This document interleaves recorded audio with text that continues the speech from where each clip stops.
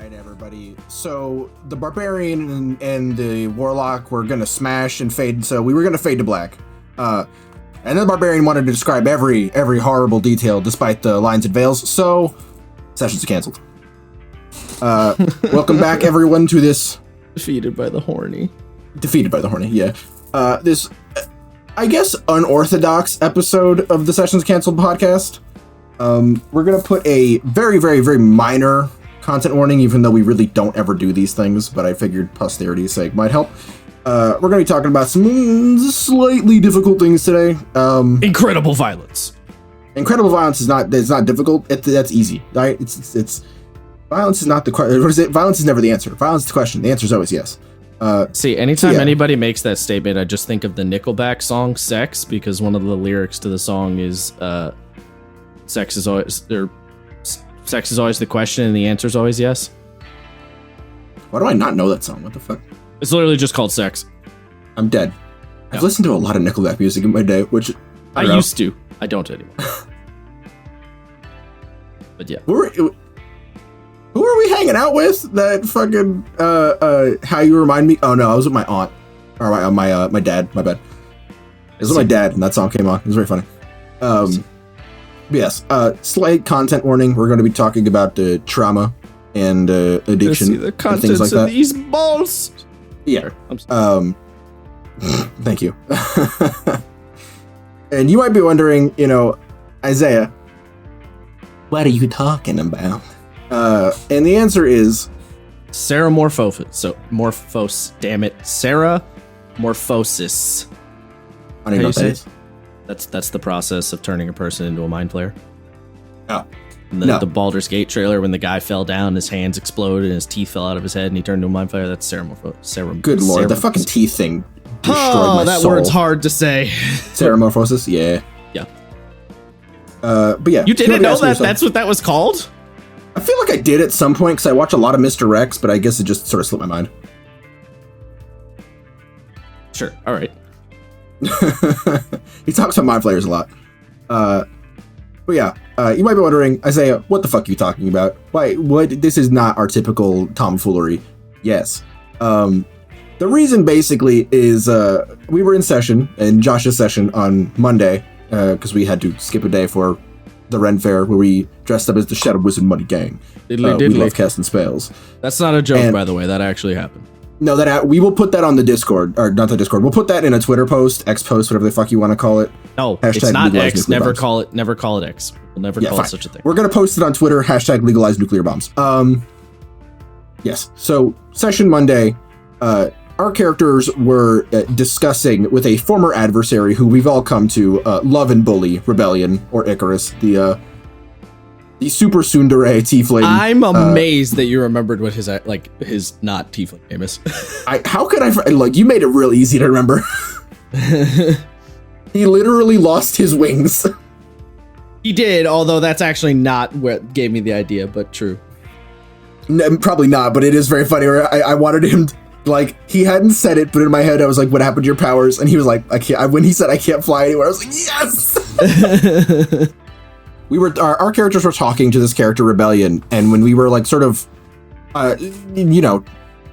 not really interrogating, but more heavily questioning him as to what was going on, as the weird oopy spooky black ink monsters he is technically still being infected by, but they have rejected him in a warlock patron sort of way. And the thing that he said that really struck me and was when he was like, it makes you do things that you don't want to do, like things that you would never have thought to do or have done otherwise had you not been under this influence. And that I was a little uncomfortable with that. And let me tell you why. I won't get too far into it, but my family has struggled with substance abuse in the past. And that's a lot of the things that I had heard going through that. So a part of me wanted, there was a visceral knee-jerk reaction to where I, in character, wanted to punch Rebellion in the head, because those are the sort of feelings that I have as someone who has gone through and is in some ways still going through the ramifications of what that is.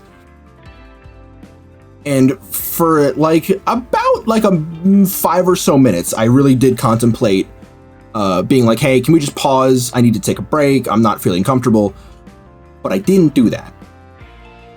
I sat through it, and I'm genuinely happy that I did, because it was the first time in a long time while playing this game or any role-playing game where I had a visceral knee-jerk reaction to something. Well, I don't think it's so much about the knee-jerk so much as you had an emotional reaction. Well, yeah, sorry. I had a deep, very strong emotional reaction to what not only what was going on in the game, but what my character themselves were thinking, you know? And right. As the session went on, I sort of thought about it more and more, and I was like, I still don't know if I was comfortable with that, but it was a comfort.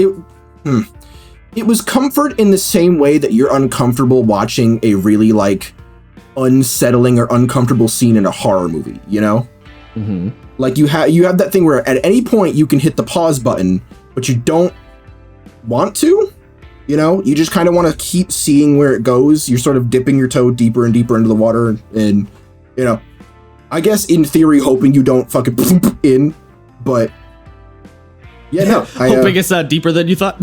Yeah, exactly. Oh god. And for me, it wasn't, right? Because like we finished session, and I thought about it that night, and I went to bed and woke up the next morning and went, I really liked that. That was, I really like, not even, I guess not liked it, but I really enjoyed in like a way that I can't quite fathom.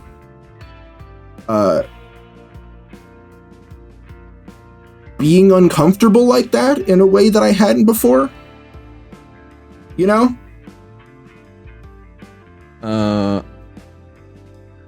Okay. I'm sure that my reaction might not be a typical reaction to someone who is, I hate using this word, but like triggered, you know? Well, it depends. I would just like to say before I add to this at all. This is all news that I'm learning live right now. I didn't know any of this. Isaiah just said this right now. He did not inform me of any of this, nor did he tell me when the session happened that he had any reaction at all. And because we play online, I had no way of knowing he had any reaction at all.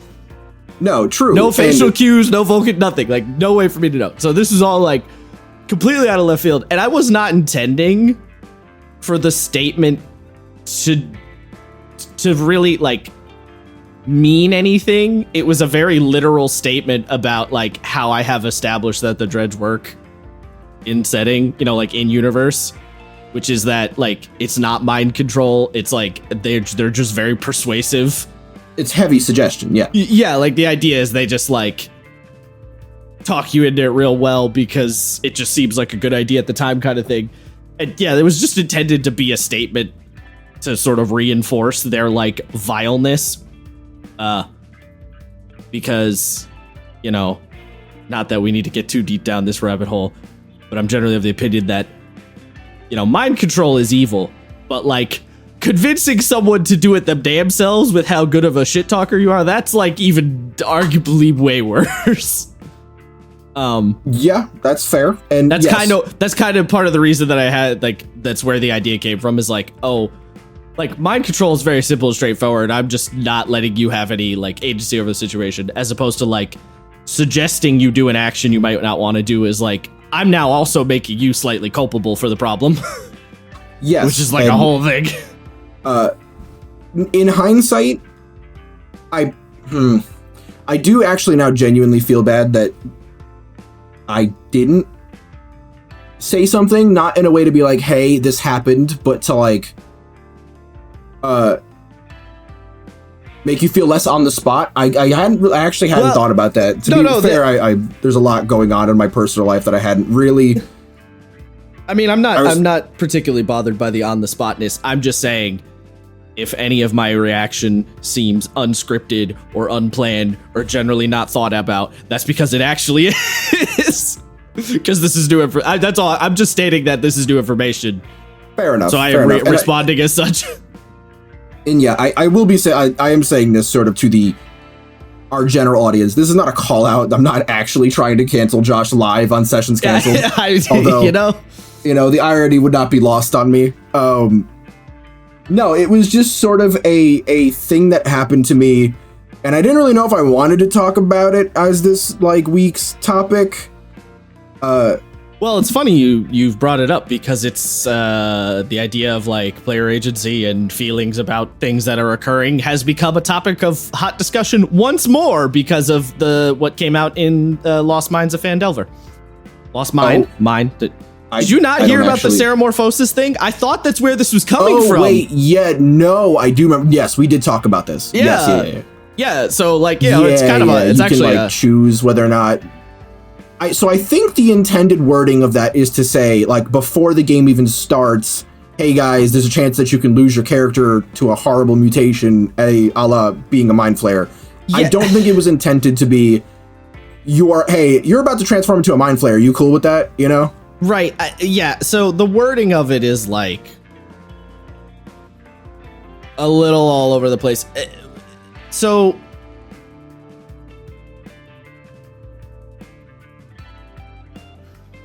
what the fuck?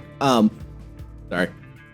I just opened Twitter to see if I could find the picture of the statement, and now I can't.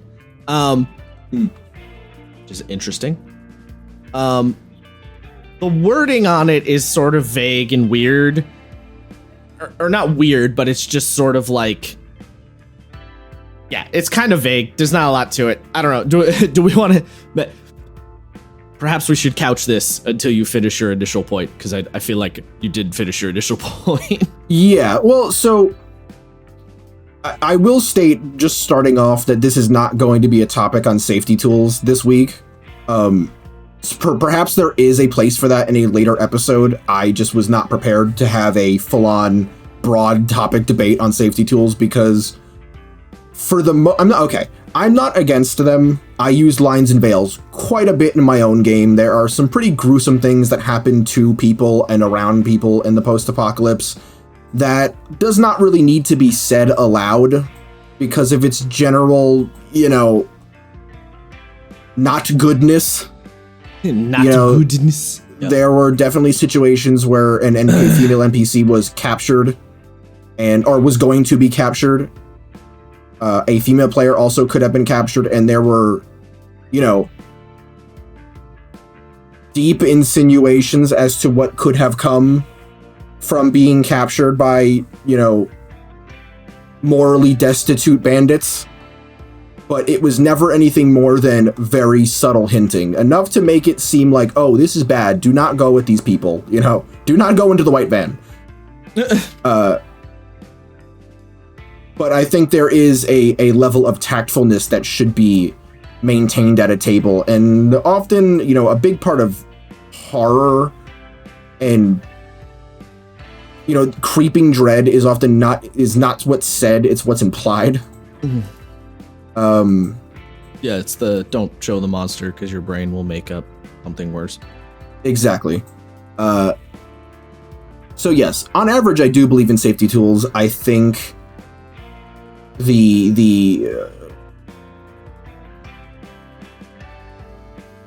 I guess I don't really have an issue. Yeah, I was gonna say my issue with them is, which I don't really have an issue with them. I think they are good, and I think in a lot of games they are. A lot of games with people that you don't deeply know, they are good and almost recommended, in my opinion. Everything goes on a case-by-case basis, and, you might know your players, or you might not know them as well as you think, and you don't want to, make any of your players uncomfortable at the table, all that jazz, yada yada. But on the whole, I was a little bit more... I don't think it'll ever be relevant to me. And then it was relevant to me.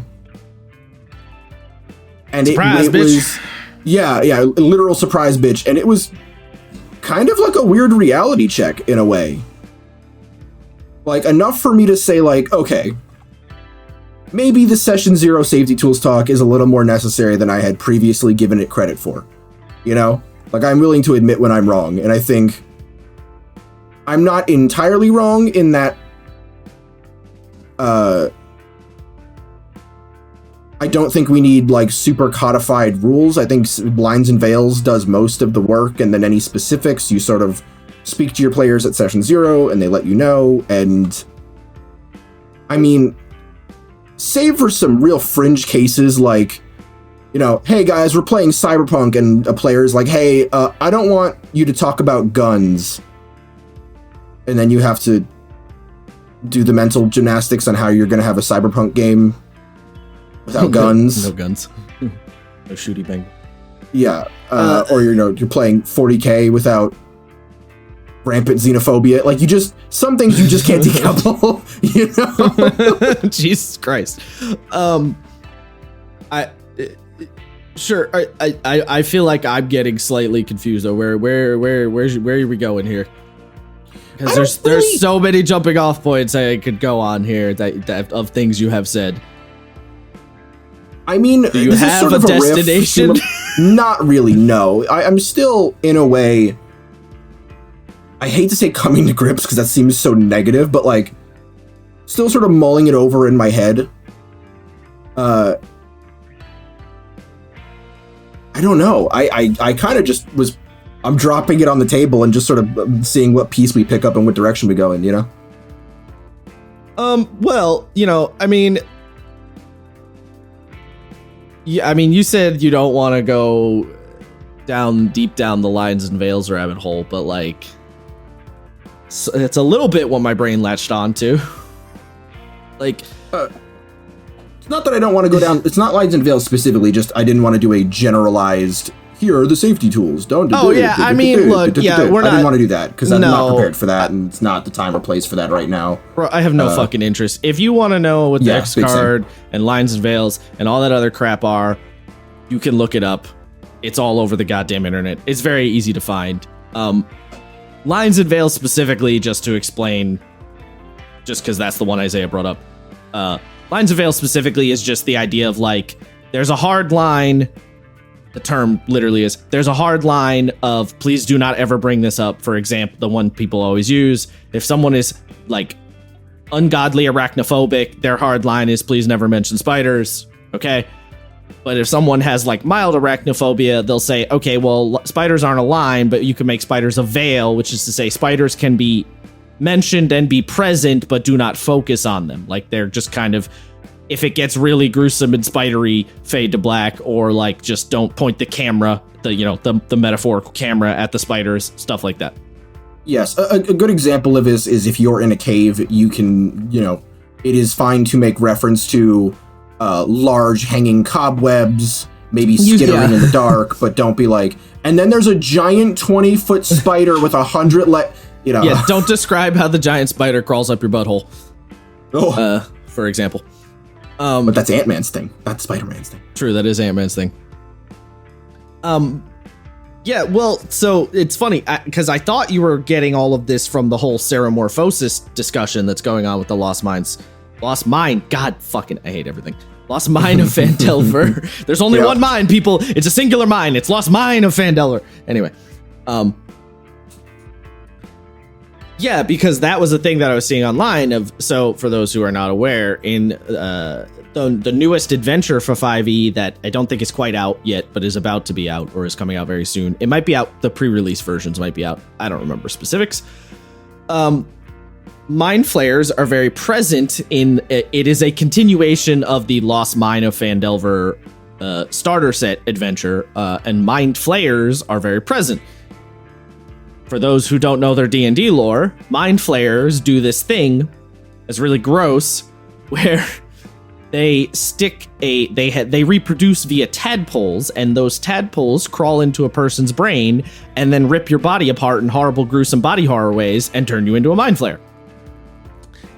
It's very unpleasant, as you might imagine, or at least, obviously it's not real, but it's described to be very unpleasant. If the Baldur's Gate trailer is anything to go off, it is deeply unpleasant. Yeah, if you want to see a really gruesome example, look up the very first Baldur's Gate cinematic trailer. They show a guy literally go through Ceramorphosis. It's real nasty. So in the most recent, in that adventure, because mind flayers are super prominent, they're basically they're the main villain. Your character in that adventure can get infected with a Mind Flayer tadpole, and said Mind Flayer tadpole can turn your character into a Mind Flayer. So in the adventure, there's a little text box that says... the problem is I can't find the fucking text box, unfortunately, so like I'm going off memory here, but basically the text box says, hey, when if the player character is about to turn into a Mind Flayer, get consent from the player, is pretty much what it says. Like, ask them if they are okay with their character turning into a horrible Mind Flayer. At which point a bunch of people went, this is, both sides, both sides of the fence. One side of the fence says this is fucking stupid because you're just trying to take all semblance of consequences out of D&D. If your character did a bunch of dumb things and managed to get themselves both captured by Mind Flayers and infected by Mind Flayer tadpole, they deserve some consequences. Ceremorphosis is one of the primary consequences because that's what Mind Flayers do. And then the other side of the table is like, it doesn't matter about reality or consequences or verisimilitude or any of that bullshit. You shouldn't steal player agency away ever, ever, ever, no period, ever. So you should always ask for consent to do any sort of shit through your player character. I basically say, you're both fuckheads on both sides, and I don't want to talk to none of y'all. Because you have some points on one end and some points on the other end, but the two people on either side of the fence get lost. I'm just going to put that fence way up my butt and sit on it. That's kind of where I'm at with this one. Interesting way of wording it, yeah. Yeah, I'm just going to let the fence ass fuck me and be done with it, I see. I don't know why I'm being so violent with my wording. Yeah, I don't know. Just for fun. So I guess for starters, where do you land on that one? I assume you're probably similar to me in that both sides are fuckheads. I did actually find the snippet. Did you? Oh my god, post that shit so we can read it. Yeah. So the snippet says, I will read it. Character transformation. I don't know how if the fanatics are successful, the characters might transform into Mind Flayers. See the end of Chapter 8. The characters from outside the region might not be affected by the Far Realm ritual, although these details are up to you. Even if the characters don't turn into Mind Flayers, they experience the increasing change as the fanatics plot progresses. The following optional rules allow you to track the effects of the Far Realm influence on players. The reason why, I just want to give you the context. Underneath, there is a caption or a blurb that says, player consent is required. It's like just to be clear, it's not part of the main body of text. It's one of those little pop-out boxes that they sometimes put in role-playing games to be like, hey, specifically pay attention to this for a moment. Yes. So it says, before you use the character transformation rules presented in this section, check with each player to determine if they are open to their character experiencing physically transformative effects. A player will not miss game benefits if they choose not to use these rules for their character. Now, in, a slightly less visceral way, yes, I do pretty much agree with Putting Josh that fence insofar way as... up your butt, Morty. Not really like that. I do agree insofar as there is a time and a place to take players' agency away, and doing so, should be discussed at session 0. That's what it's for, Requires a little tact. There are plenty of games that are designed to put players in uncomfortable situations, and it's supposed to be done with their, preordained consent and so on and so forth. I know there was a actual play that was done a while back by was it Jesse Cox? Maybe. Where the characters each had like a deep seated fear or trauma, and they played one of those out, and it was a character being assaulted, so on and so forth. You know what I'm talking about? No? Okay. I might be forgetting who it was, but yes, it definitely wasn't a game Jesse ran, because he hasn't run anything live. Or produced by? Don't think so. Okay. If anyone in the comments knows what I'm talking about, there is an actual play where the character's whole thing is it sort of deep dives into their traumas, and one character, or it was either the character or that character's child or something, was assaulted. Oh, are you talking about Nocturne? Are you talking about Table Story Nocturne, the one I watched? I think so, yeah. I don't think you watched that, but I told you about that. I didn't watch. Yeah, okay, so it was you. I didn't know if I had heard it from you or someone else. Yeah. Yeah. So yeah, that was they were playing. Oh God, what system was it? Oh boy, I cannot for the life of me remember what system it was. But yes, they were playing a pretty like I hit the God 40K's ruin the word grimdark, but like a very like heavy system, like dark shit, like a very horror focused game. And yes, one of the characters, basically tragic backstory, was that his wife and daughter were killed, were raped and then killed in front of him. Yeah, that game got wild. But the group of people who were playing, when they started the game, it's an actual play, right? So when they started, they were very specifically like, this shit's gonna get wild. And B, all of the players were like, yes, fuck me up, GM. Destroy my life, please. So, yeah. And it's, I think, even farther back than Session Zero, right? There is a certain level of accountability on both sides from the player and the GM to know what you're getting into. That was the other thing. Every single episode on the YouTube opens with a warning thing that you would see on like a disclaimer. Yeah. Yeah. Like they literally says content warning. What you're about to see may contain disturbing imagery, adult themes, and may leave you doubting who you really are. Proceed at your own risk. It's slightly in character with the doubting who you really are, but yeah. For example, a game like Cyberpunk, like a setting that I really care about and I really like, one of the big things about Cyberpunk is addiction. One of the main things of Cyberpunk is psychosis, a thing that you get by developing an addiction to chopping your body apart and putting, cybernetics in. Now, as I've stated before, I personally have, not personally as in like me, but like I have had family. Addiction has been an issue with my family for a while now. And despite this, I really want to play Cyberpunk, and I'm sort of allowing myself by telling someone, if someone wants to run a Cyberpunk game, hey fam, I want to be in that. I've taken the accountability onto myself to say, this might not happen, but it could. And, when we there's something to be said about, I'm okay with it now, but when we get into the thing, I might not be okay with it later. That we're not counting that, right? This is sort of you understand the system, you understand the setting, these things are part of it. And if you don't think you're okay with it, you might not be meant for that, or maybe not meant, but, maybe that game or setting is not right for you. If you don't like very bad things happening to people, like, poverty, famine, rampant disease, you probably don't want to play a game like Necromunda in 40K because you're in the Underhive, as in the slums under the slums, and things like hunger, famine, of the disease, slums, if you will. Yeah, like horrible murder. Those are all prevalent there, and prevalent there. Prevalent. Yeah.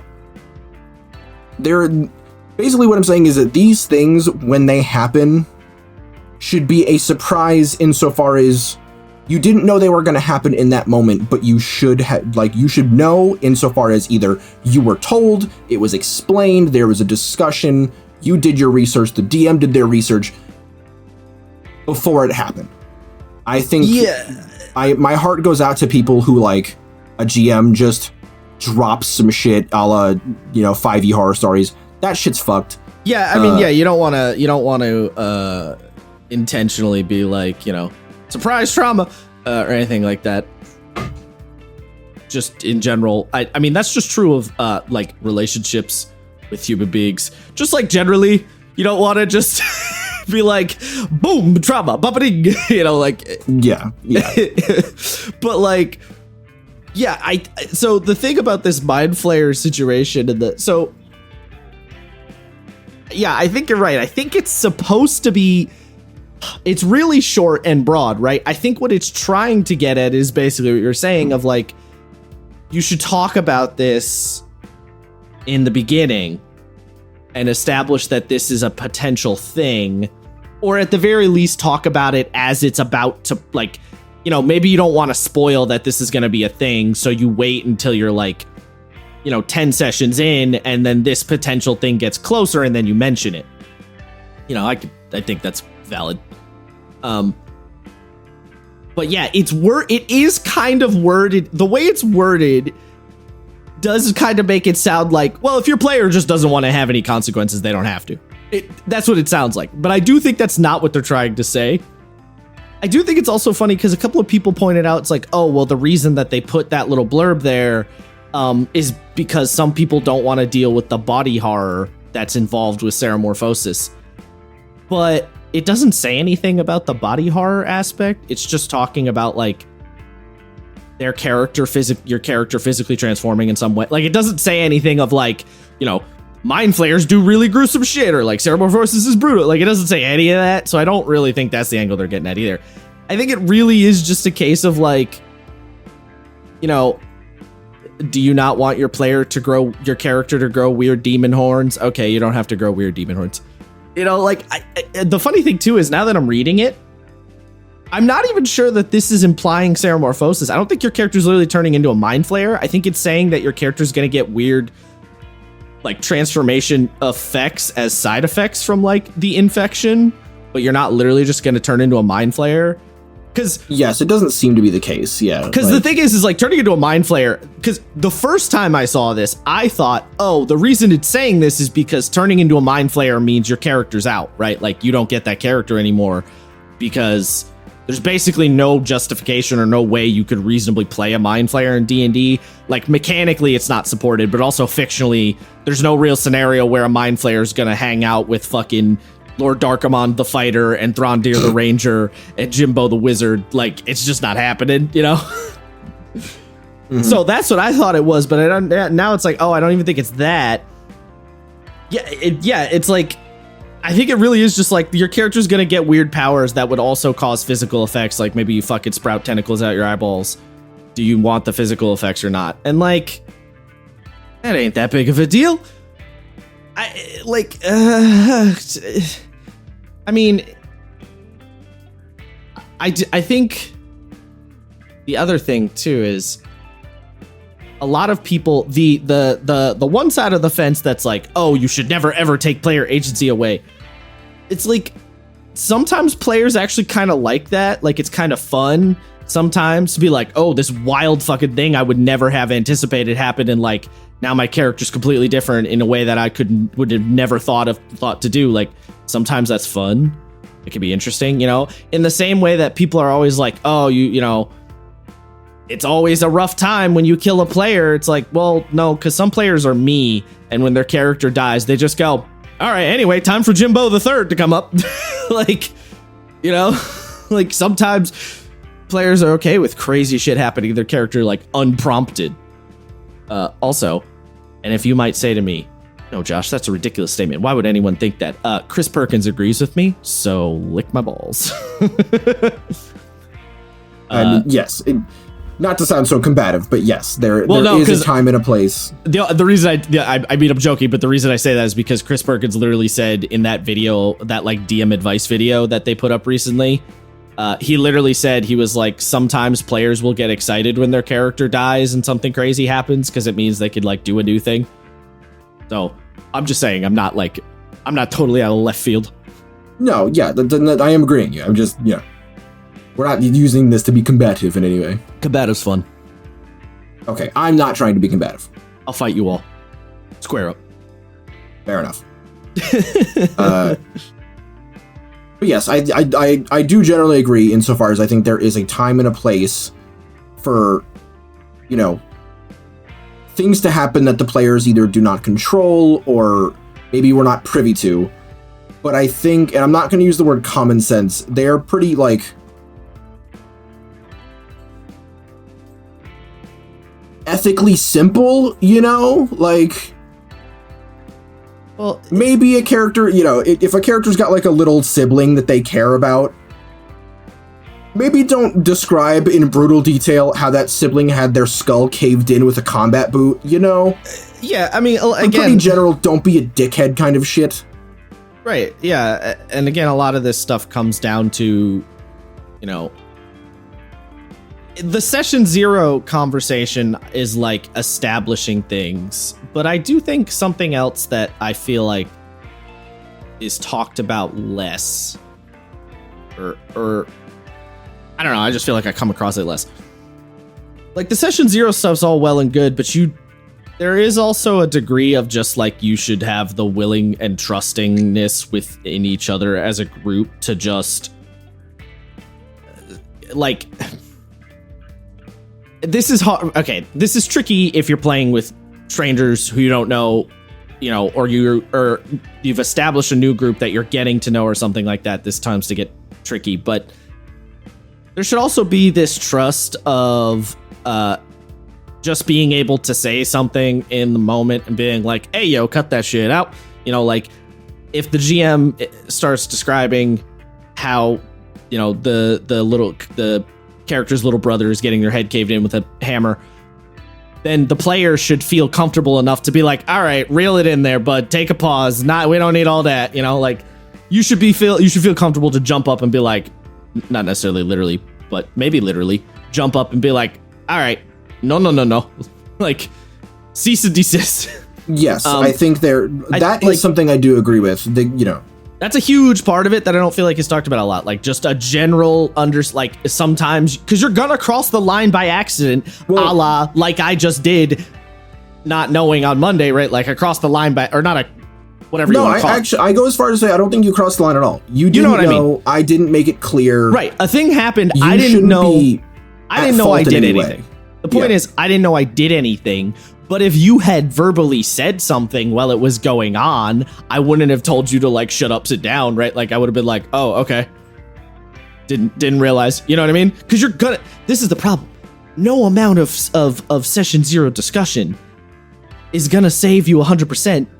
You're gonna take a little half step too far at some point. It's gonna happen. It's impossible not to. You know what I mean? Like, yeah. Unless you're playing a game that's just fucking, sort of. Huh?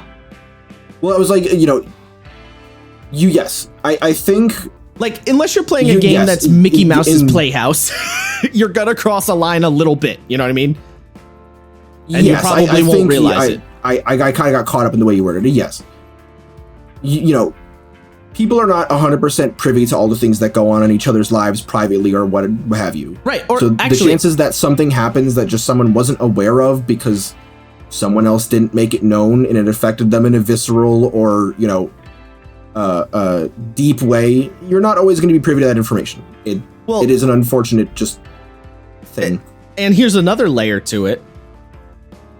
Even if you are privy to that information, you still might fuck up, because I have a very specific example here. I was playing forever ago in an Apocalypse World game, and this was with strangers that I did not know. So we had the discussion of like, you know, what's everybody's like hard no rules.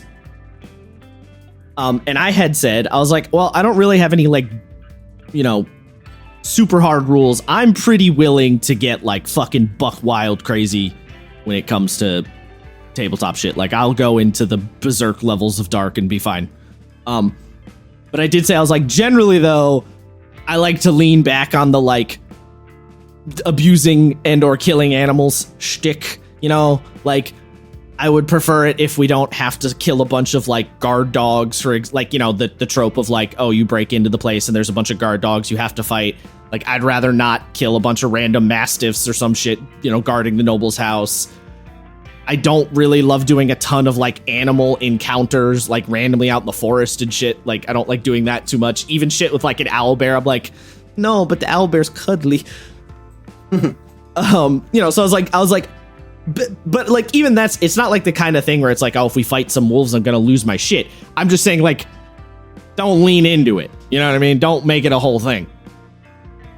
And in that Apocalypse World game, you know, after I had said that, there was a part where there was this like weird infection going on in the forest, and this weird infected like alligator thing attacked two of the players. I don't even think my character was present, funny enough. and they like, you know, I don't even think they killed it, but they like shot at the alligator thing and like fought it off or whatever, basically. And afterward, the GM, like the day after, had messaged me and was like, oh, did I like unintentionally break the rule? I didn't really think about it at the time, but like, I know you had like a don't like kill the animals rule. And I was like, no, it, you know, like that's fine. It was like weird alligator monster. Also, you know, it's a reptile. You tend to not feel as bad about reptiles. Look, I love animals. Fucked up. I love animals, but I understand that there are differences between animals, right? A mammal and a reptile are not the same thing. You know what I mean? Like, I can't believe you just said no repto. No, like I love snakes and shit, but also if a snake is breaking into my house and trying to bite my cat, I'm gonna break the snake's neck. Well, or fair enough. Strangle the snake. You know what I mean? I'm gonna kill the snake, right? Like, I'm not. Wait, does a snake have a neck? That's a good question. Yeah. I just realized after I said that, do they really have a neck? I guess technically, they probably have an area that's considered their neck. I'm not really sure. You know, or like if there's a fucking alligator nearby, I'm not gonna pet the fuck alligator. I'm probably gonna shoot it if I have the option to shoot it. You know what I mean? Like I'm not stupid. Like I'm not one of those people who's like so, like who's such an animal lover. I'm like, no, you should never hunt deer, or like you can't shoot a bear. Like I'm. Like, I get it. It's more complicated than that. You know what I mean? Yeah. It's a very complicated thing, is all I'm getting at.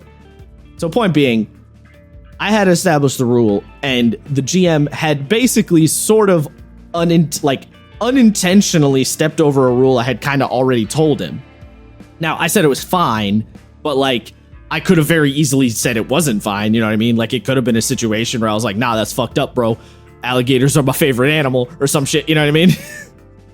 Yeah. So even if you do know, you could still fuck up potentially. So it's like it's like an inevitable thing, which is why, at least for me, and you know, I mean, I have the luxury of playing with people that I know actually fairly well in real life. So, you know, this helps. But for me, it's almost more important to establish the comfortableness with being able to say something mid-session. Like that, I almost feel like is more important than trying to establish a bunch of rules to follow in like a session 0 situation or whatever. Yes. So okay, well, I don't know if it's more or less important. I don't know if I can speak on that. Well, I say it's more important because it's more like malleable. Like malleable is not the word I want. It's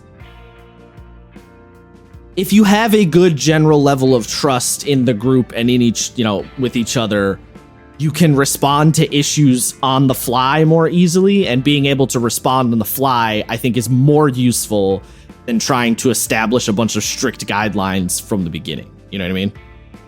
Because the guidelines, I'll guidelines can't cover everything. I'll still consider them probably equally important. I still don't know if I like prefer one or the other.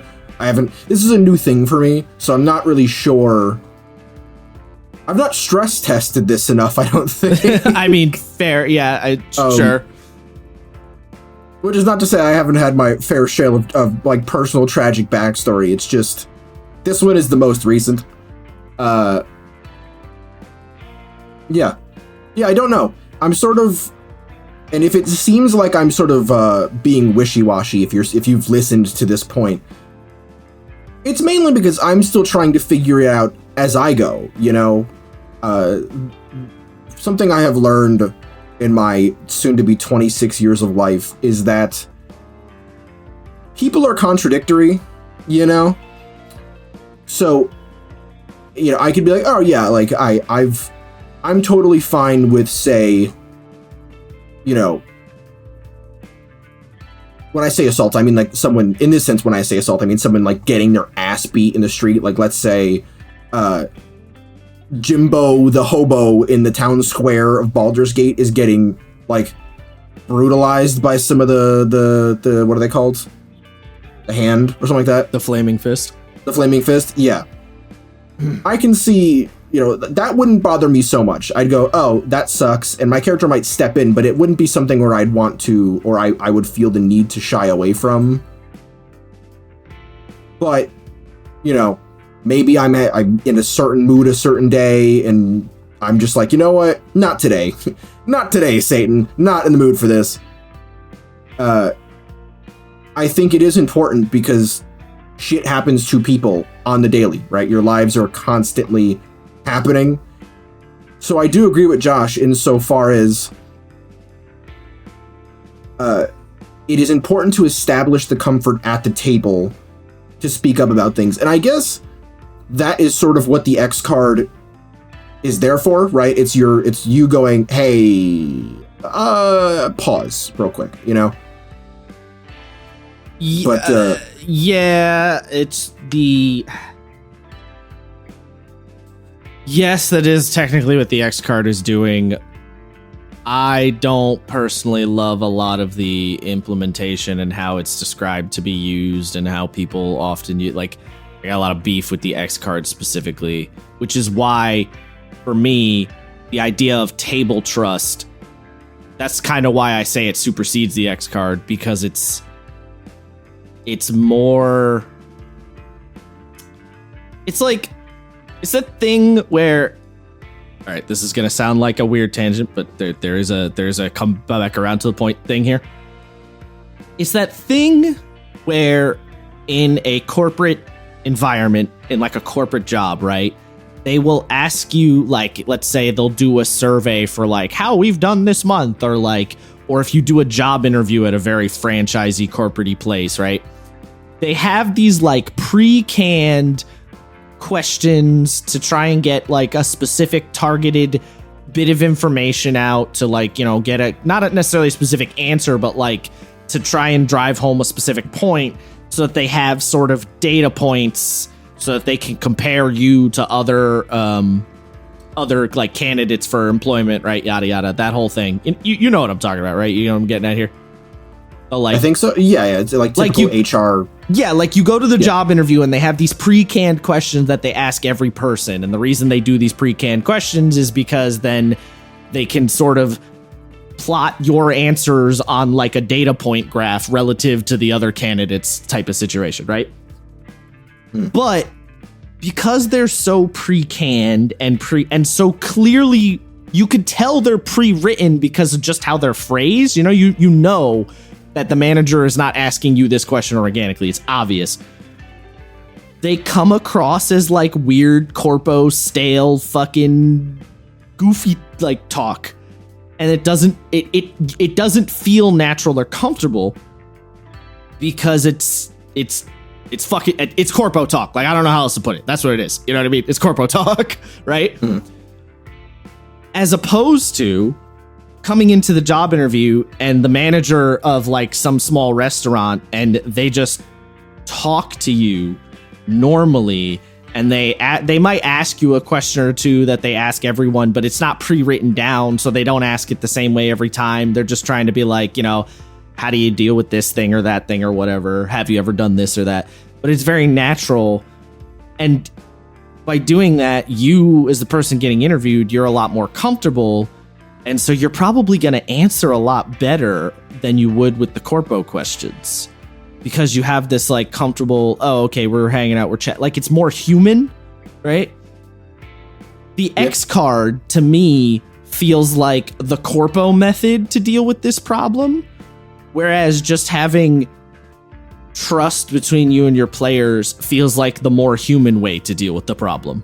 Okay, so that's really what I'm getting at. Yes. Okay, so I will agree with you in the sense that the X card, in the way that it's, you know, in the way it's described, yeah, and the way that I have unfortunately seen it be spoken implemented, as, does seem. Well, yeah. Well, described is implemented, right? Because some people, you know, right. You can't know. It's clinical. That's. I think. You can put it that way too. Yeah. Yeah. I don't like the clinical aspect of the X card. I agree that there has to be a hard stop button somewhere. You know. Right, but that's why the human version of the hard stop button is literally just saying, "Hey, all right, can we not right now?" You know. Like, yeah, just no. Between just literally between friends, being like, "Hey, hold up." Yes, I mean, you can sort of casually refer that to as leveling with someone. Yeah, basically, you know? yeah. It's like, here, just to be like, hey, let me level with you real quick. I'm not really cool with this right now. Can we just, either tone it down, pull it back? And I do agree with something that's sort of described in the X card insofar as it says, like, you don't need to be overly specific. If you've got a thing with, a childish, like, abuse as a child, physical, mental, emotional, and you're playing Cyberpunk and a dad drunkenly slaps the shit out of his son, there's enough context for someone to be like, hey, can we just dial that back? You don't have to be like, well, my dad, da-da-da. Right, yeah, you don't have to give the whole backstory. Just be like, reel it in. Yeah, that's fair. Yeah, that is, that's trusting the player to, like, you're trusting the player that A, they're not abusing it, and B, they are, like, actually genuinely comfortable, and you don't really need to go beyond that information. Because, yeah, that part of it definitely yes, makes sense. I do agree with what you said earlier, though, especially, like, the X card, I think, is a perfect tool to use if you're doing, like, a search for friends on Roll20. Because, frankly, you don't know these people, they don't know you, they don't need to know your backstory. If you're not chill with something, slap that bitch down and be like, hey, yo, let's keep it running, because I'm not in the mood for this today. I mean, I would argue, though,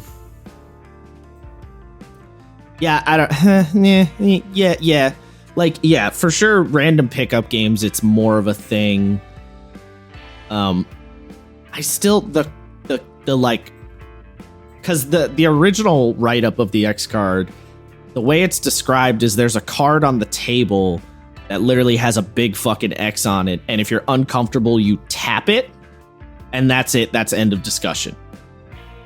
And that, I get it, because it makes it easy for the person to not make a big scene, and it makes it easy for the person if they're not comfortable, like, interrupting your sentence or whatever, and if they're not they're already maybe kind of a shy person, that's kind of what it's there for, is they can utilize it without needing to be pushy or a little bit boisterous about the situation.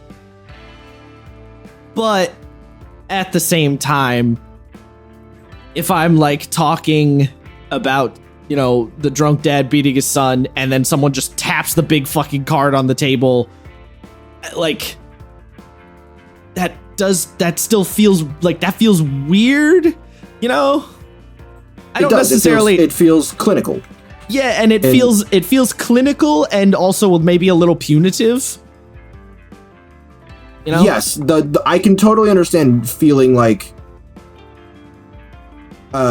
especially if you don't say anything. Like, if you tap the card and say nothing else after that, you're just expected, like, you're sort of tutting someone. Yeah, I can see it's that. like you're expected to accept the power of the card. 'Tis the holy weapon. Like, if you do that, then it feels really punitive. And but again, I do kind of get why it is that way.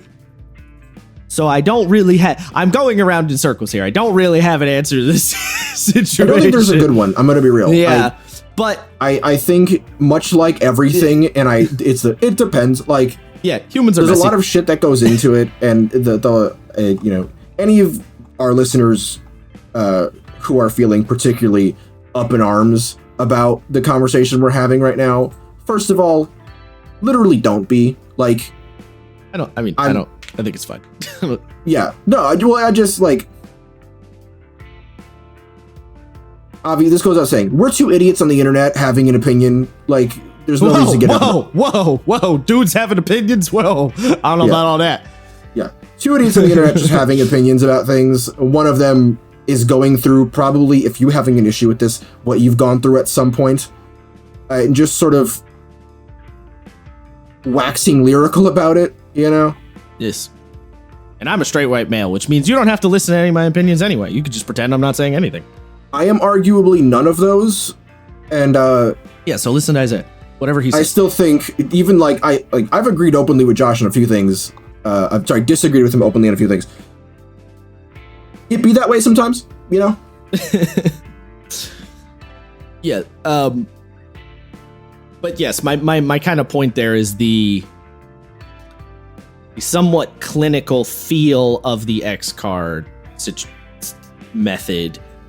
The reason, like I said, we weren't going to talk about it. Yeah, I mean, this always happens, right? The reason, I'm basically explaining why I don't lean into it. Is really like I'm basically explaining, for me, because I don't like the somewhat corpo-y feel of it and the somewhat punitive feel of it, I lean more in the direction of like communal trust in each other. And that's just kind of how I handle it.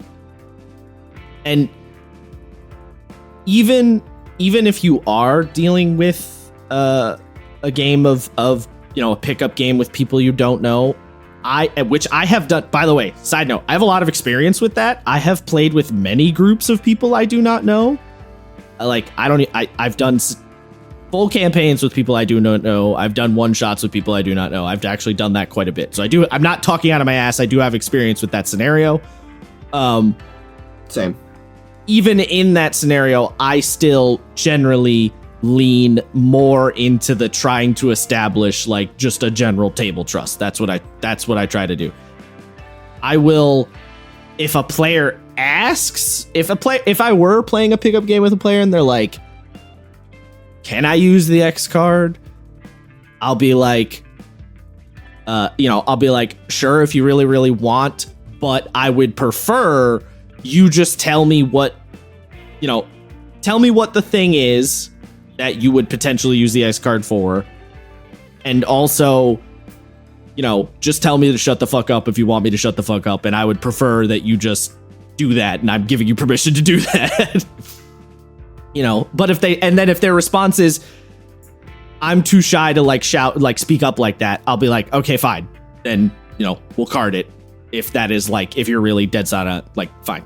I'm not like, I'm not going to say no, fuck off. Right. Like I'm not, I don't know. I'm not that much of a dickhead,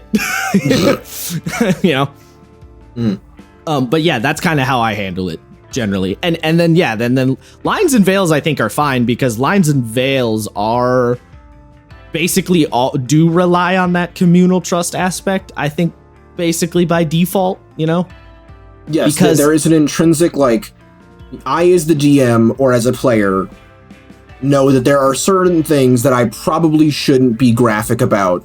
Yeah. So I'm going to take I'm going to err on the side of caution and not say how I stomp out the random, peasant child. Kill the child. The child. Destroy them all. Destroy them all. Yeah. Yeah, lines and veils feel much more like a more human. I mean, they still feel a little bit clinical because we've given them a name and we have sort of instructions on how to use them. Ergo, they're going to feel a little clinical because that's just how that goes, in the same way that like laws in real life are going to feel clinical, even if they came from a place of like a human issue. As soon as you write it down, give it a name, give it instructions, that's how that goes. But that's like, acceptable losses, I guess, as it were. There's no avoiding that. So it's like, that's fine. And, if a game wants to put that stuff in their rule book, then it's fine. And if you are really going to complain about that, I don't know how to tell you this, bud, but you could just skip those pages. You don't have to read them. Just saying. Just throwing that out there. Yes, that's not incorrect. Is there anything else I really wanted to talk about? I don't know that I do. I don't know. I didn't even really intend to go into this whole discussion. I just sort of wanted to like riff on this weird thing that happened to me, Yeah, I mean, I will say, having just learned about it now, definitely an interesting response that you had to it. Especially because I really didn't intend the statement to be anything. You know what I mean? No, of course not. Like, in my mind, I was like, I'm just regurgitating information that the players already know. And all I'm doing is regurgitating it via an NPC that the players have somewhat of a like connection with. true. That is something worth mentioning, right? Is like, I was not unaware of this fact. Yeah. I was quite aware on how the Dredge use, vicious suggestion against people. It just sort of hit me in that certain moment because of the relative, not frequency, recency of the situation. Yeah. If I were to also say, I think the other reason it probably hit, if I were to take it, I mean, obviously can't read your mind, so I'm sort of throwing out a guess here, but I would imagine that another reason it kind of hit is because the character in question who was saying it and the like issues that the character has had sort of like grounded it more, Yeah. Right, like the fact that it was coming from a character who's had, as we established in our last session, a bit of a shit one. Yeah. And the fact that he's like a character who's been like struggling with weird issues and you've known him, he's been around for a decent period of time, like, and the way I said it in character, which was sort of, it's funny you say it too, because when I said it in character as Rebellion, after I said it, I was like, ooh, I said that a little heavy.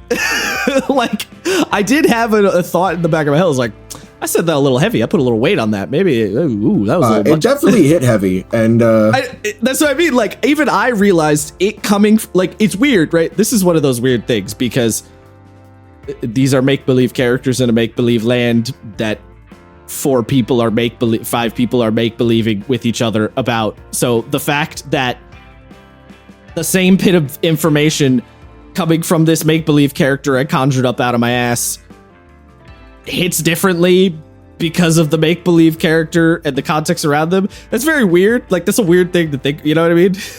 Like, yeah. That's kind of wild, actually, when you think about it. The fact that even I saying it, I came up with the character, I came up with the lore in question, like, I knew all this information, I knew he was gonna say it, and then I said it, and my like, I had a momentary reaction of like, ooh, that was a bit much. Like, that's kind of crazy. Yeah. I have nothing else to say than that, but like, that's kind of crazy. It is funny. I kind of wanted Sam to be here for this because I was going to mention, when we were playing Vampire the Masquerade, I had made Nico during a separate turbulent time in my life. And Nico's whole thing is like, hey, bud, what you is, what in pants, yes? Doom. Doom, yeah. And I fully expected, and I wrote that into his backstory of like Nico being like, gender ambiguous, probably wore his aunt's dresses in the mirror and probably got his ass kicked by his father, their father, either or. So like I fully intended that to come up, and I was like, I don't know if I'm gonna be ready for that when it happens, but I signed up for this. You're like, I don't know if I'm gonna be comfortable with this. But I said, do it, fam. I said, fuck me up. So, fuck me up, fam. Yeah, unfortunately, we never got around to it. But it was something that I had sort of thought about. It's funny as well, because I also originally had made that character for Monster Hearts, of all things. So I was which is also a game where those sorts of things are going to come up. Yeah, I was doubly fuck me up, fam, because, that character may or may not have originally been the ghost in Monster Hearts. And their whole gender identity might be, like, maybe one of the reasons that they were horribly murdered and turned into a ghost. Jesus Christ. I mean, look, life's not happy. That's all new. I know, but this is all new information to me. Fucking A, to be fair, the only person who did know about this isn't even, like, in this server. Nor do I think they even listen to the podcast. So, like... Fair enough. Yeah. That's my secret cap. I just reuse character ideas if they don't go somewhere. Right. Well, and the funny thing is this unintentionally reinforces the thing I was saying before, that you're going Oh God, excuse me, burping. You're going to you're going to cross a line by accident without realizing it, right? And one of the reasons you could cross a line without realizing it is because something that might not be a big deal in one context, suddenly it's in a different context based around a different NPC character, and now it's a big deal, right? Like, you know, the information that Rebellion regurgitated to you as a group, to you guys as a group, was not new information, but it coming from his mouth specifically made it hit harder, and it went from being like, oh yeah, okay, to like, oh, that's kind of depressing, you know? Like, so that's another example of how you, even if you established a rule, like a rule ahead of time, you could potentially accidentally cross that line just via whatever the context of the situation is. You know, like, content, and that's the other thing too about all this shit. Like, anytime something gets heavy in a tabletop game, like, context is everything, you know? Correct. This is something I like. I have no like alternate statement. Context is king in a lot of situations, and yeah, it's like, I'm someone who pretty much thinks intent usually matters. Like, intent matters about 90% of times. With the 10%, obviously, we're like, you know,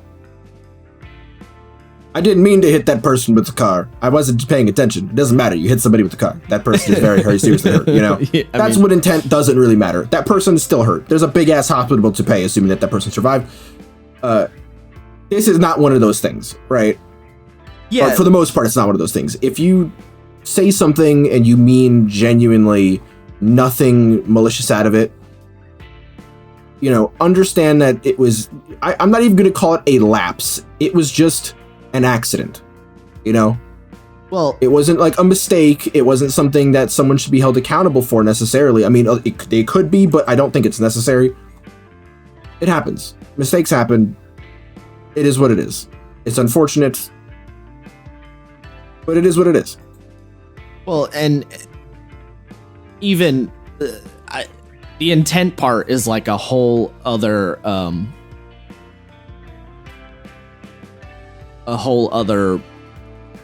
side of the whole situation, but not even getting into that necessarily. The context of whether something is just like a good or a bad or a normal or a not normal, you know? So like, to give a real world context, if it's 9 o'clock at night and you and the boys are hanging out at someone's house, cracking the brewskis, and you're all hammered as shit, that is a normal, acceptable scenario. If it's 1 o'clock in the afternoon and you're stumbling your way down the sidewalk, hammered as shit from cracking the brewskis, that is more of a cause for concern, because that is a very different context. Right? So, you know, the tabletop, although not, you know, real life, it's still same scenario, and will, I mean, whether you like it or not, the tabletop will affect your real life. So yeah, it's that context shit still comes into play. You know, a character. I'm trying, like, context can, maybe I shouldn't say funny. Context can also, I feel like, sometimes soften the blow a little bit, if that makes sense. So to substantiate that statement, if you're in a game, I don't know what kind of, this is just what came to my mind. I don't know why. Let's say you're in a game that takes place in the Civil War. I don't know why this is what I thought. Right? Yeah. If you're in a game that takes place in the Civil War and your characters are like, I don't know, maybe you're Southern soldiers or you're captured Northern soldiers or some shit, right? Slavery coming up as a topic in that context is one of those things where you as a person will go, well, yeah, that's not particularly surprising. I can understand why that would come up. And when you might not normally want to have slavery in like your D&D campaign, if you're playing the Civil War game, you might be a little bit more okay with the slavery thing in the Civil War game because the context softens the blow a little bit, you know what I mean? Whereas if you're playing Monster Hearts and suddenly you're dealing with slavery in every session, you're gonna be like, what the fuck are we doing? I thought we were in high school. Why are we talking about slavery? You know what I mean? Mm-hmm. I don't know. Yeah, I mean, that sort of loops back around to what I was saying previously, right? Is that it is on the onus of the DM as well as the players to know as much as you can, I guess, about the situation that might be coming. Do not play Cyberpunk if you have a serious thing about body horror, because that is Cyberpunk to a T. Well, yes. True, but I'm also even going slightly a step beyond that, where what I'm saying is there might be a topic that you don't normally there might be a topic you normally can't really handle in a tabletop game, like something you just are like, no, I never want to deal with it. And then in a different context, in a different game, you might actually be willing to deal with it and sort of like address and look at it, which, you know, maybe I'm sure there's going to be people out there that like, no, absolutely not. But like, I have a feeling there's a lot of people that like, I can't deal with X thing unless we're playing this game, in which case I will deal with X thing because it puts it in a certain like lens, a certain context that I don't want to say makes sense, but feels more appropriate, I guess. I don't know. You know? Yeah, well, you know what it is, right? It's the... I don't know what to refer to this. I almost said, like, situational consent, but that's not really the word I'm looking for. It's like, you don't... You might, like, you know, maybe you lost an arm or something in your tragic personal backstory. In your real-life backstory. Yeah. You know, maybe you really don't want to be reminded of... losing said arm. But if you go, oh, I want to watch 127 hours, because as much as I'm not happy or comfortable with this media, typically, I relate to it on a weird way. This person, even though they're fake, went through what I went through, and I have like a deep emotional connection to it despite my discomfort, and I still want to do it. There's context there, you know? Yeah, it's like a lot of the time the thing people don't you know what that is. There's actually a phrase for this. There's a psychology. What I just talked about? Yeah. There's this phrase in psychology called benign masochism. Oh, yes, I know what this is. Yeah, and it's the idea that you are essentially agreeing to put yourself in an uncomfortable and or semi-masochistic scenario because you understand, you know, you have the wherewithal to know that it is benign, and you kind of want to get the feel bad juice a little bit on purpose. And the most common example of benign masochism is horror movies, right? You go to see a horror movie and, you know, in real life, if you're walking around and you see a man get stabbed with a machete, you are not going to be very comfortable in that scenario. But if you go to see the next Friday the 13th movie and you see a man get stabbed with a machete, you almost kind of want to see someone get stabbed with a machete because you're sort of accepting that benign masochism into your soul, your heart, whatever, your brain, you know? Yeah. So... yeah, in the tabletop context, it can be much the same in that you are, like, it's really, the thing that people really don't like is not bad things not happening. People don't like getting blindsided, is really what it is, right? If you're playing Monster Hearts and suddenly the entire high school is, you know, bought in, like, enslaved, the reason you're mad about that isn't necessarily because of the slavery thing, so much as because you're like, wait, we all agreed to that we were going to do high school drama, and the heavy thing that was going to be involved was like, you know, the shit that goes on with high school drama. You know, we didn't, the benign masochism we signed up for in Monster Hearts is things like observing our gender and dealing with like maybe, you know, emotional abuse. We did not sign up for the benign masochism of slavery being unaddressed. So it's like, yeah, this whole thing of you can do the thing you don't like as long as you know that's what you're doing. So really the problem isn't so much the thing you don't like as being blindsided by the thing you don't like. You know, the reason someone might be pissed off about their character turning into a mind flayer is because they were informed that we're doing, you know, a fucking Spelljammer campaign where we're going to be space pirates. I didn't think I was going to have to deal with mind flayer body horror. So it's the blindsiding in a lot of ways that is often, not 100%, but that is often a big crux of the problem, I feel like. Yes, and it really do be as simple as, right, it doesn't have to be this big up and up that I think, and I think a lot of people are, I agree with you that people are like, I keep saying I agree with you. Yeah, you should stop doing that. I've disagreed on quite a few things in this episode, but like I think it's probably pretty 50-50 actually. There's like, oh yeah, I agree with that, and there's things like, I don't know about that one, but you know, probably. Yeah, I think the mind flayer or the transformation thing pretty much is as simple as, hey all, there's like some weird Cthulhu transformation. I don't know why I pronounced that so weird the first time. Some weird like Cthulhu transformation consequences going on in this game. We good with that? And yay or nay? Yeah, yay or nay. And if someone's like, I'm kind of not. Can that like be a thing for me? And then you go, all right. Anyone else got a problem? And then if, you know, assuming that they go, nah fam, fuck me up. You go, all right, well, you're just gonna get it the worst. Nah fam, give me those tentacles. All right, tentacles it is, baby. What was...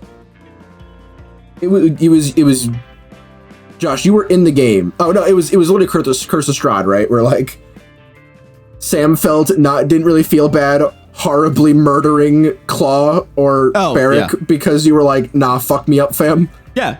Well, I mean, I'm on the record of saying fuck me up, fam, in terms of killing my characters all the time. So yeah, absolutely. Okay, this is a dumb question. If you're playing, you know, Mr. X has like a familiar class, like a monster as class. Uh-huh. I know you don't like the animal violence. Would you, if you played that character, would you still be like, nah, fuck me up, fam? Or would you be like, maybe don't chronic longswords to the chest to me? If I like literally am playing like an owlbear, you mean? Yeah. I think it would be kind of shitty of me to be like, no, my character is immune to bad things. So like I would still allow it. I would just say if my owlbear character is brutally murdered, just, you know, they are stabbed, end of discussion or whatever, you know? Like, don't tell me how the orcs like cut all the legs off and then spit roast the owlbear or some shit. Like, just, you know, orc stab owlbear. And then we're good. You know what I mean? You want orc stab owlbear or full on Gallagher with the tree? Well, that's yeah. The owlbear looks at its companions and then splat. Yeah, I mean, and everyone goes, oh.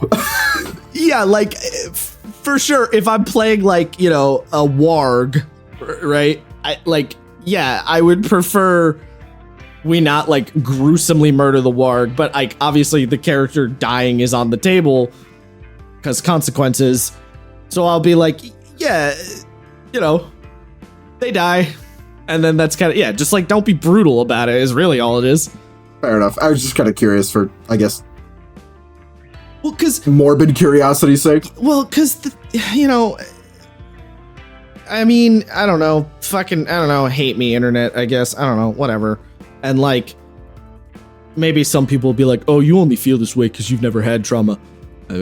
I mean, don't assume things. You know, but for me, it's like, even if I don't like a thing to be present in a game, I don't want to be the difficult one that brings everything to a screeching halt because I'm like uncomfortable about a thing.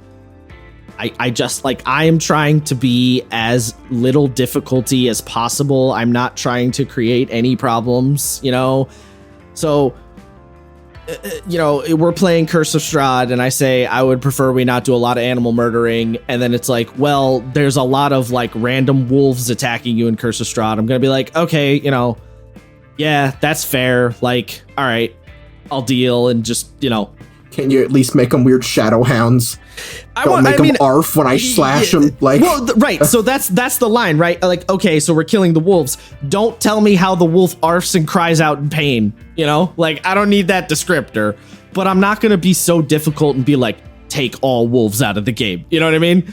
Like, it's just like unnecessary difficulty. I can deal with it a little bit and not, yeah, like, as long as you're not being a cock about it.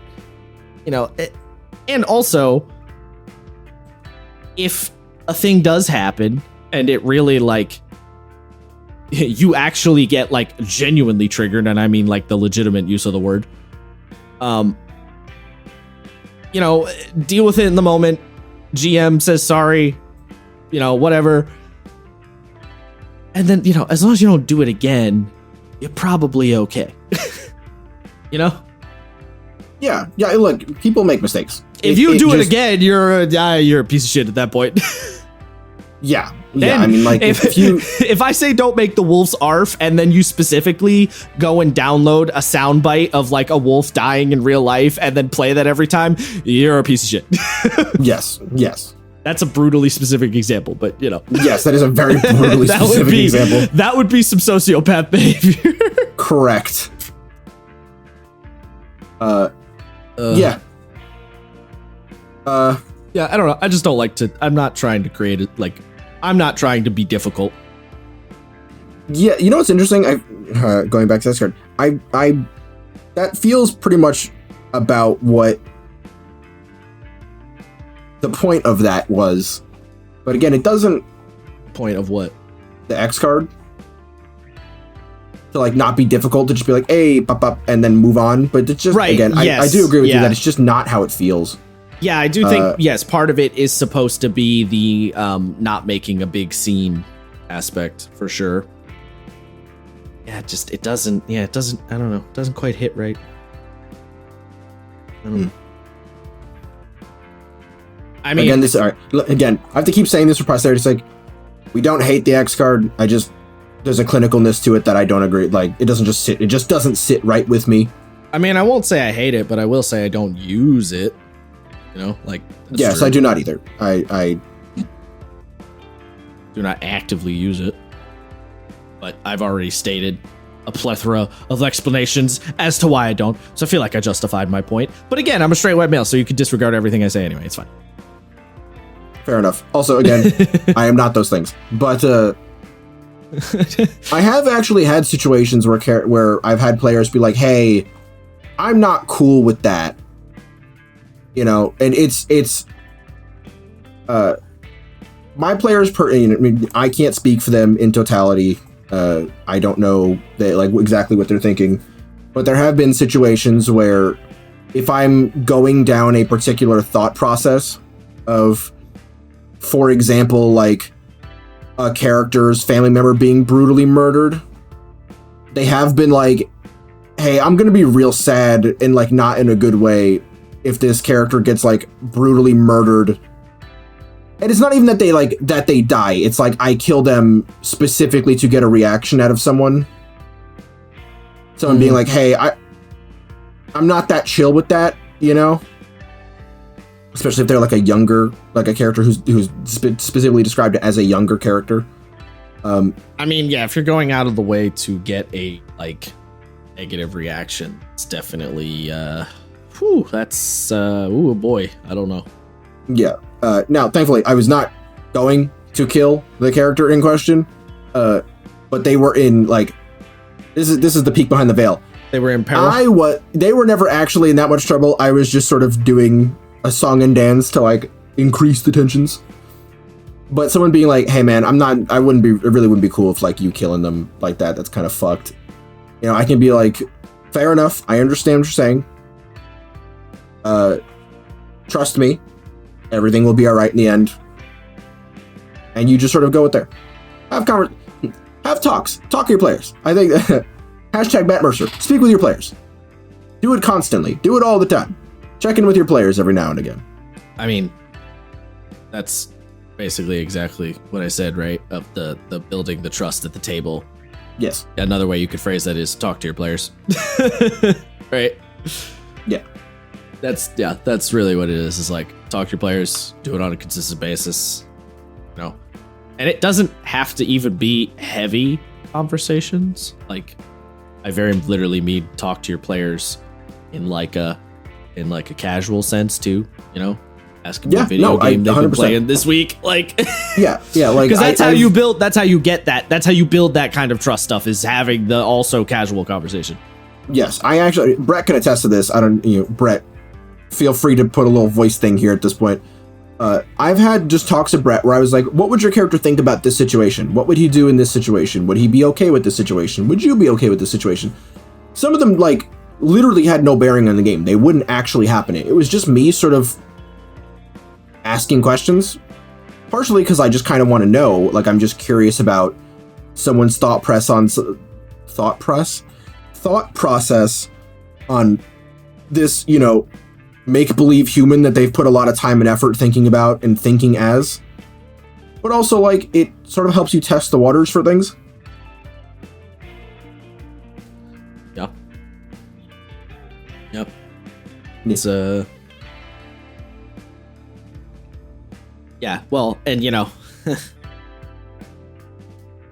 part of the complication of that trust building aspect is it's harder and takes longer than having like blanket easy rules like an X card.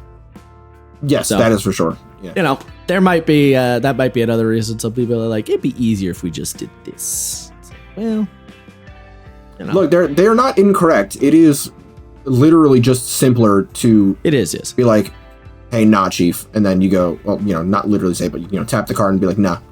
Yeah. Simpler, but I think it is I think it is a lower quality of conversation because it's, again, as it's been described, not really a conversation. Or it doesn't, it's not always. Technically, the X card does specifically state, like, talk to your player about it, but they don't necessarily have to respond or talk back. And true, they don't. They can just be like, look, I don't want to talk about it right now. That's fair. That's fine. But, you know, maybe have the conversation at some point. Doesn't need to be at the table while everyone's there, especially if you don't want people to know your business. But, like, oh yeah, no, definitely don't do that. Definitely don't jump someone on the table. Yeah, or at the table. Yeah, just have conversation with it at some point with your DM if you like are so inclined to use the X card and just sort of tap away the situation in that moment. Yeah. Yeah, it's funny. This is also making me think about how the idea of like consequences and bad shit happening to player characters, and the fact that often, you know, players will only get mad if the consequences feel sort of out of like they came from left field and are unjustified, but if the consequences, you know, fit the sort of verisimilitude of the situation, and then they're sort of more accepted. And then I was just thinking about like, oh, that's essentially the same idea as the benign masochism. You're accepting the bad thing happening to character because you're like, yes, I did the thing, this makes sense. That is essentially also benign masochism. And now I'm going down a whole other train of thought. Yeah, I'll cut myself off here, but yeah. Just an interesting thing I thought about. Yeah, you're not wrong. Like, there's definitely a level of like, if you do something dumb in game and you're told, if your DM specifically says, "Hey man, there's a non-zero chance that you explode," and then you do the fucking Emperor's New Groove. Bring it on. Bring it. And then you explode. Spiky rocks at the bottom. Most likely. Bring it on. Bring it on. Yeah. If that happens, you know, it is an earned oof. Yeah. Look, let me tell you, the whole benign masochism concept is crazy because it is like a well-known thing, and it is something that literally all human beings partake in. And a lot of people are even aware of their partaking in it. And we just have basically no explanation for why we all do it, and yet we all continue to do it and just go, I guess this is just a thing we do. Like, it's a very weird, like, if you start, like, you look into psychologists and them trying to figure this shit out, they're like, it just, yep, that's a thing. Like, it's wild. It's such a wild rabbit hole. I mean, humans do a lot of weird shit, but that one feels particularly weird to me.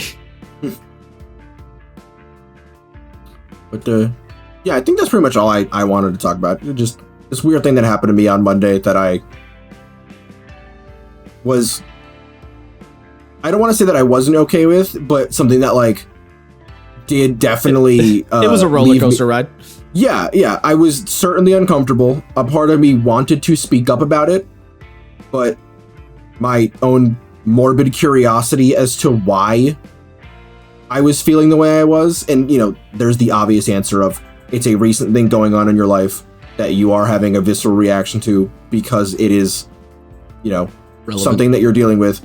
But there was like a deeper why and what, you know. I sort of like was like, hold on, let me psychoanalyze myself here.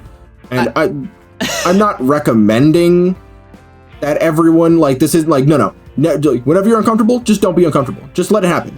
I'm not saying that. Listen, I'm not gonna say I'm not gonna say whether you should or shouldn't, but I will say the fact that you had that response to psychoanalyze yourself is a little weird.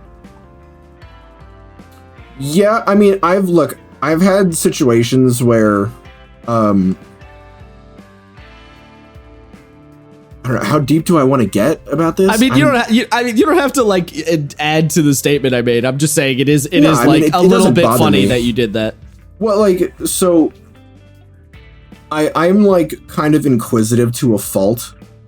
Like, I want to know why things are happening. I don't like just accepting things on face value, right? Like, that sort of goes with the like everything, like everything happens for a reason. Not necessarily that there is like a divine purpose behind everything, but like every cause has an effect, and the thing that you often think is a cause is likely an effect, you know? That's a whole nother can of worms. But yes. You know, sure. But there have been several times where something bad has happened, and I just poke it to see why. I mean, like, the best example of this is when I was 13, I got stabbed in my leg. Not like I was not. Gravity stabbed me. Yeah, friends. You were not stabbed. Not stabbed by a human. A knife fell and stabbed you in the leg. A knife fell from a high place and stabbed me in the thigh and did a lot of damage. Yeah. And they couldn't stitch it up, so I was left with an open gash in my thigh for a few months. And the day I got back from the hospital, open gash, still, you know, pooling blood in said gash. I was, you know, staring into my open wound to see how the muscle moved, like, oh, fucking A. Because it's like, well, it's right there. I can see what it looks like. I'm not going to do it to myself, but now that it's there, you know. Or you could just not. Jesus Christ. No, absolutely not. Refuse. I could not. If I looked down at my leg in that open gash and saw a little wiggly of any kind, I would immediately, I would tap out so fast. I'd be like, no, I need to do something. I need to wrap this up or something. This is not okay. Well, it was wrapped. I was just lifting my bandages to look at it. Oh, Jesus Christ. I had another situation pretty recently where I fell asleep at a really, really weird angle. And for the first time in my life, my arm was so numb that it's not even like pins and needles. I just couldn't feel it anymore. And people are like, oh yeah, my arm's numb. It's like you get the little tinglies. No, it was just dead, and it was like swollen and like kind of purple because I basically been like chicken winging myself. That's kind of how I fell asleep. So obviously I like, I can't move or lift my arm, so I had to lift it up with the other hand, and it dropped, and it was swollen. And my immediate thought was like, is this what a waterlogged corpse is like? It's weird. And I'm just like flopping it around, and I was, I was counting how long it took for the. What? How did your arm get that asleep? Bro. What did you do? I fell asleep on top of it, but it was my arm was torqued at a weird angle, so all the blood pooled in it, and it turned like purple. Okay. And I ran like a series of tests, so like how long till like the swelling goes down, how long till I can start feeling it, how long did the pins and needles last? By the way, it lasted about like 2 or 3 minutes. I don't remember because it was early as fuck in the morning. Oh, God, and you're wondering, how do you know if it was like kind of purple? I used my phone's flashlight, duh. And then when it was over and I had like most of my feeling back, I was like, test conclusive. Just kind of how I am. Test conclusive. Yeah. I'm like, I'm someone, if something's wrong with me, I don't self-diagnose, but I go, okay, well, this is wrong, this is wrong, this is wrong, and this is wrong. And I'll sort of just make it like, what is it, a prognosis that like a diagnosis is after the testing, a prognosis is before the testing, right?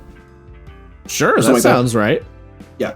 I will go, okay, this could be wrong with me. I don't know that this is wrong with me. I'm not going to tell people that this is wrong with me, but in my head I go, okay, it is, like, oh, my head hurts, I've got a stuffy nose, and like I'm sneezing a lot.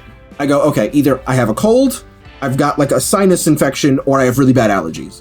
It's like simple stuff like that. Or brain cancer. I'm not going to be like, guys, I have the flu, and then you find out it's just because it's high pollen for the last 2 days. Because then you have the flu, and people are like, I thought you said you were sick, and you're like, I thought I was. Yeah, I just ask a lot of questions, and potentially when I maybe shouldn't. All I'm saying is I'm not opening up those bandages to look at my pulsating leg. It ain't happening. Shame. That would gross me out on such a deep level. That's like I might pass out from that. Okay, all right. Do you want to hear something kind of gross that I've definitely done? Oh God, probably not, but okay. So on the inside of your lip, you have the little like bulbs. Yeah? You can feel.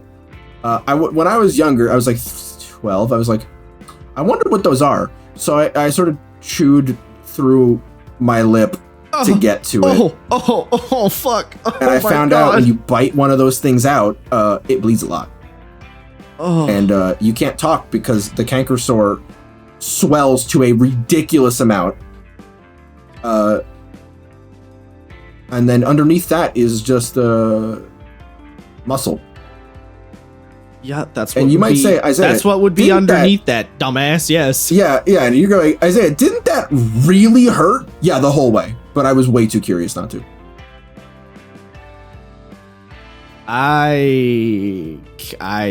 Okay.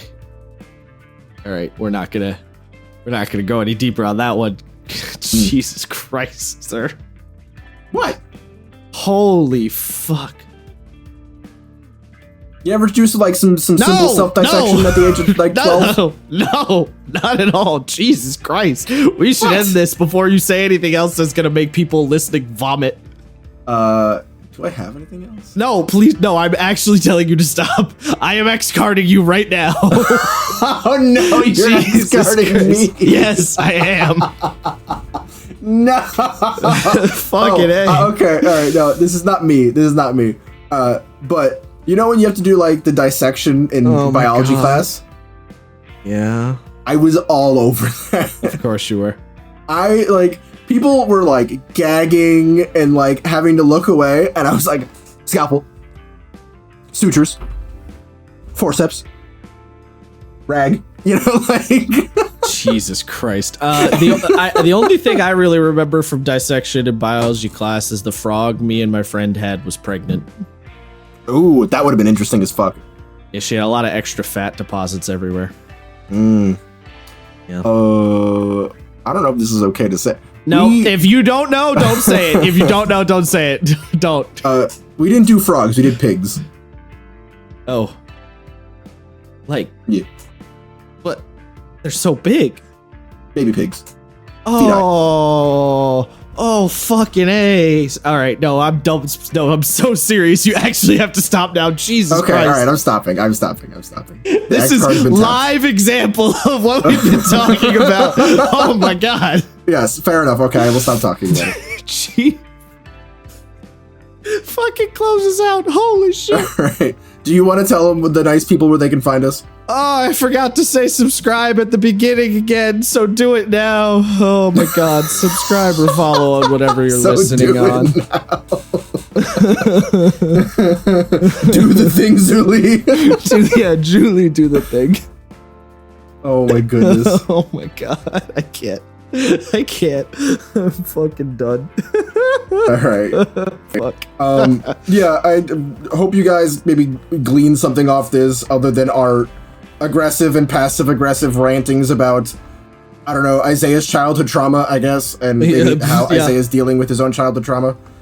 And maybe so, like, the fact that I might be a little more unhinged than I have been since I was a kid. But yeah, thank you for listening. Don't get too mad about it in the comments, or, you know, anyone who's listening to this after we hopefully Or do. one day, It's a free country. Yeah, or get, you know, or do, but, like, realize that, Live your life. I don't know, fam, like, do you, I'm gonna do me. Like, Yeah, pretty much. Thanks for stopping by, yo. I'm gonna go play more Armored Core. Bye.